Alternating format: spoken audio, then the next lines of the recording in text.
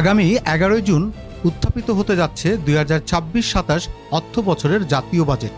আর এই বাজেট ঘিরেই সাধারণ মানুষের সবচেয়ে বড় প্রশ্ন, কোন পণ্যের দাম বাড়বে আর কোন পণ্যে মিলবে স্বস্তি।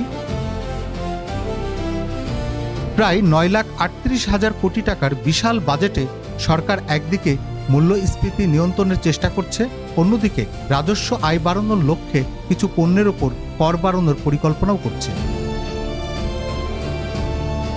আসন্ন বাজেটে সবচেয়ে বড় ধাক্কা আসতে পারে ধূমপায়ীদের জন্য। সিগারেট ও নিকোটিনজাত পণ্যের ওপর নতুন করে শুল্ক আরোপের প্রস্তাব থাকায় সিগারেটের দাম উল্লেখযোগ্যভাবে বাড়তে পারে।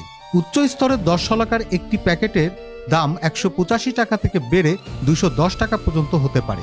এছাড়া রড, আমদানি করা কাজু বাদাম, উচ্চ মূল্যের হিমায়িত মাছ, বিদেশি প্রসাধনী এবং বিভিন্ন বিলাসী পণ্যের দামও বাড়তে পারে। দেশীয় অ্যালকোহলের ওপর নতুন ভ্যাট আরোপের প্রস্তাবও রয়েছে। তবে সাধারণ মানুষের জন্য রয়েছে কিছু সুখবরও। চাল, ধান, গম, ভোজ্য তেল সহ প্রায় 60টি নিত্য প্রয়োজনীয় খাদ্যপণ্যের ওপর কর কমানোর পরিকল্পনা করা হয়েছে। ফলে বাজারে এসব পণ্যের দাম কিছুটা কমার সম্ভাবনা তৈরি হয়েছে। কিডনি রোগীদের জন্য আসতে পারে বড় স্বস্তি। ডায়ালাইসিস ফিল্টারের ওপর কর প্রত্যাহার করা হলে প্রতিবার ডায়ালাইসিসে খরচ প্রায় 600 টাকা পর্যন্ত কমে যেতে পারে। একই সঙ্গে ক্যান্সারের ওষুধ ও বিভিন্ন চিকিৎসা সামগ্রী উৎপাদনের কাঁচামালে কর ছাড়ের পরিকল্পনাও রয়েছে। এছাড়াও মোবাইল ব্যবহারকারীদের জন্য রয়েছে সুখবর। নতুন সিম কেনার ক্ষেত্রে বিদ্যমান 300 টাকার কর বাতিল করা হতে পারে। দীর্ঘমেয়াদী ব্যথার বিশ্বমানের চিকিৎসা এখন দেশেই। স্টেম সেল ও রিজেনারেটিভ চিকিৎসা দিতে আছেন বিশেষজ্ঞ ডাক্তার মঞ্জুরে খোদা।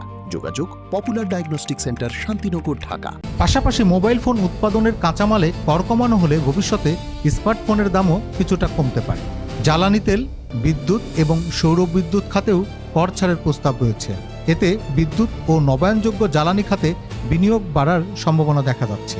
ইলেকট্রিক গাড়ি, ই বাস ও চার্জিং স্টেশন আমদানিতেও বড় ধরনের কর ছাড় দেওয়া হতে পারে। ফলে পরিবেশ বান্ধব যানবাহনের বাজার আরও সম্প্রসারিত হওয়ার সুযোগ তৈরি হবে।